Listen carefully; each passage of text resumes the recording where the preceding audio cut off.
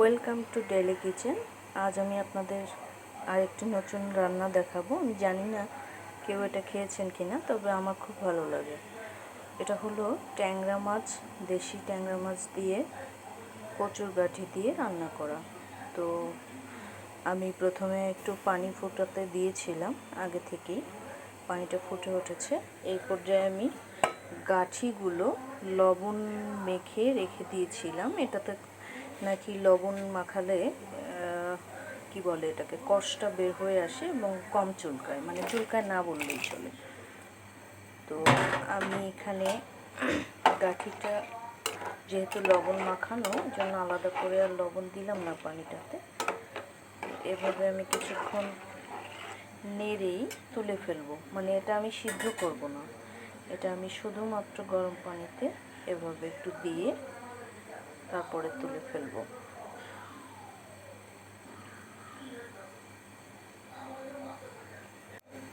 তো আমি এখন এটাকে তুলে ফেলছি। এবারে আমি আরেকটি আলাদা কড়াই নিয়েছি।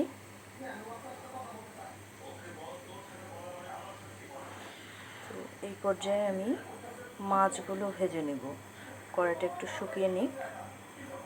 কড়াইটা শুকিয়ে গিয়েছে, এবার আমি তেল ঢেলে দিচ্ছি। পরিমাণ মতো তেল দিয়ে দিয়েছি। রান্নাটা আমি দুজনের জন্য করছি, তো সেভাবে একটু বুঝে নেবেন। আসলে কোয়ান্টিটি ওভাবে বলাটা মুশকিল হয়ে দাঁড়ায়, সেজন্য আমি এক্স্যাক্টলি কোয়ান্টিটি বলতে পারি না। মানে কি পরিমাণটা এক্স্যাক্টলি আমি বলতে পারি না। মাছগুলো আমি একটু ভেজে নিব। মাছগুলো আমি আগে থেকে লবণ, মরিচ এবং হলুদ মেখে রেখে দিয়েছিলাম।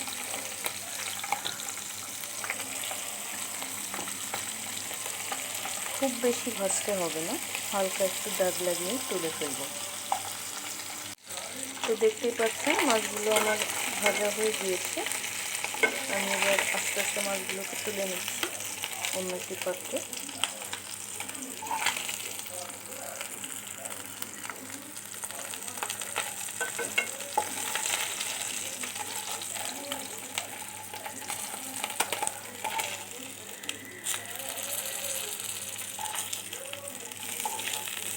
প্রত্যেকটা মাছেই ডিম হয়েছে। তো এই পর্যায়ে আমি ভেজে নিব সেই কেটে রাখা এবং হালকা ভাজা গাঠিগুলো।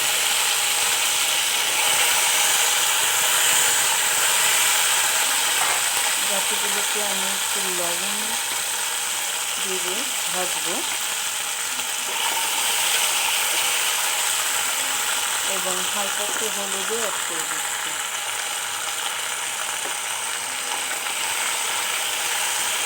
এভাবে একটু ভেজে নেব। তো গাঠিগুলো আমার ভেজে নেওয়া হয়ে গিয়েছে।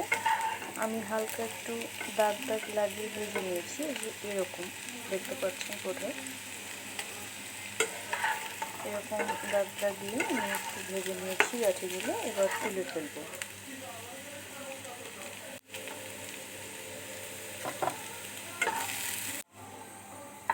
তো গাঠিগুলো আমার মোটামুটি তুলে নেওয়া হয়ে গিয়েছে।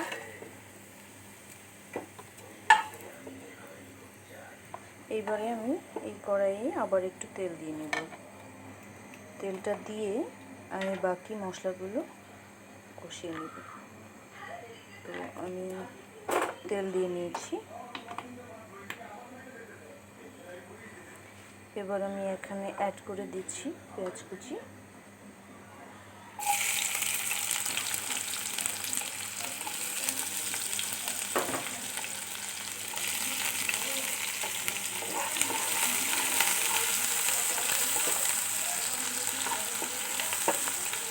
পেঁয়াজটা হালকা একটু নরম হয়ে এলে এখানে আমি বাটা মশলা, গুঁড়ো মশলা অ্যাড করে দিচ্ছি। পেঁয়াজটা নরম হয়ে এসেছে। এই পর্যায়ে আমি বাটা মশলা দিয়ে দিচ্ছি। রসুন বাটা 1 চা চামচ, আরও একটু অ্যাড করে দিচ্ছি। আদা বাটা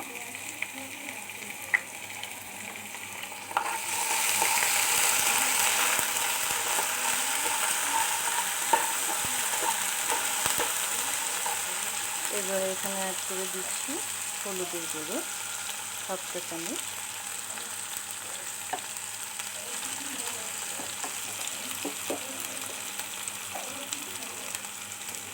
মরিচ গুঁড়ো দিয়ে দিচ্ছি। মরিচ গুঁড়ো এটা যার যার পছন্দ অনুযায়ী, আমার বাসায় ঝাল বেশি খাওয়া হয় তাই আমি প্রত্যেকটা রান্নায় ঝাল বেশি অ্যাড করে দিই, আপনারা আপনাদের মতো করে অ্যাড করে নেবেন। এবার আমি দিয়ে দিচ্ছি এখানে কাঁচা জিরের গুঁড়ো,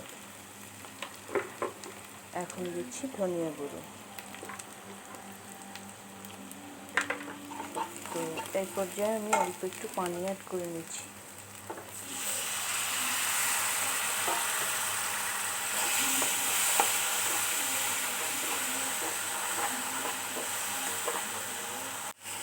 মশলাটা আমার কষানো হয়ে গিয়েছে প্রায়। এই পর্যায়ে আমি এখানে কেটে রাখা সেই ভেজে রাখা কচুরমুখীগুলো অ্যাড করে দিচ্ছি। কিছুক্ষণ নেড়েচেড়ে কষিয়ে নেব, তারপর আমি এখানে পানি অ্যাড করে দিব। আমি আগে এখানে লবণ দিইনি, এই পর্যায়ে লবণ দিয়ে দিচ্ছি। লবণটা আমি একটু কম দিলাম কারণ আমি অলরেডি সব কিছুতে লবণ দিয়ে ভেজে রেখেছি, সেজন্য একটু বুঝে দিতে হবে। পানি দিয়ে দিচ্ছি, পানিটা পরিমাণ মতো যে যেভাবে ঝোল খেতে পছন্দ করেন ঠিক ততটা দিয়ে নেবেন। আর গাঠিগুলো প্রায় সিদ্ধ হয়ে গিয়েছে, সেজন্য অনেক পানির প্রয়োজন আছে বলে আমার মনে হচ্ছে না। আমি একটু ঝোল ঝোল রাখবো তাই আমি পানিটা দিয়ে দিচ্ছি এতটুকু। এবার অপেক্ষা করব পানিটা ফুটে ওঠার জন্য। তো আমি আবার ফিরে আসলাম, আমি একটু ঢেকে দিয়েছিলাম, এখন ঢাকনটা খুলে ফেলছি। আশা করি সিদ্ধ হয়ে গেছে তরকারিটা।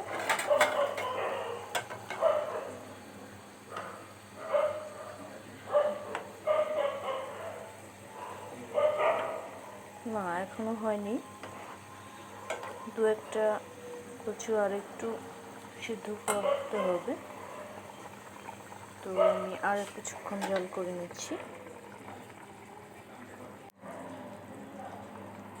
তো এই পর্যায়ে আমি মাছগুলি ভেজে রেখেছিলাম সেটা দিয়ে দিচ্ছি। এখানে ভেজে রাখা মাছ এবং কয়েকটা কাঁচামরিচ, এগুলো আমি এবারে দিয়ে দিচ্ছি।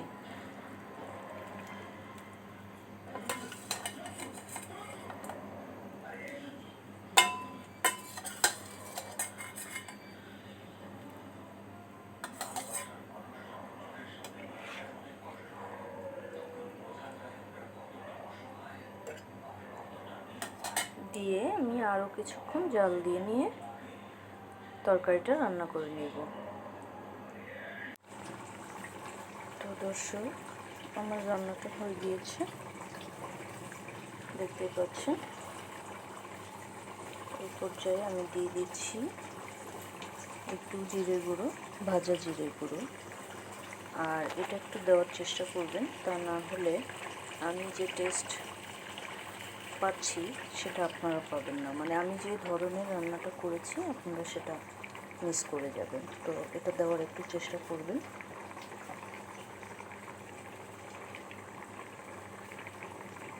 এই তো হয়ে গিয়েছে, এবার আমি সার্ভ করে নেব।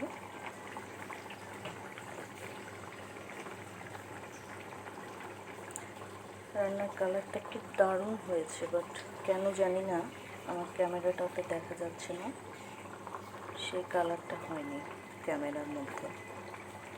তো আজকের মতো এই পর্যন্তই।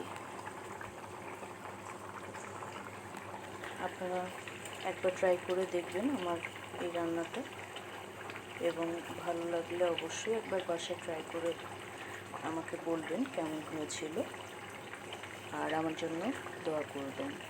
ভালো থাকবেন, সুস্থ থাকবেন।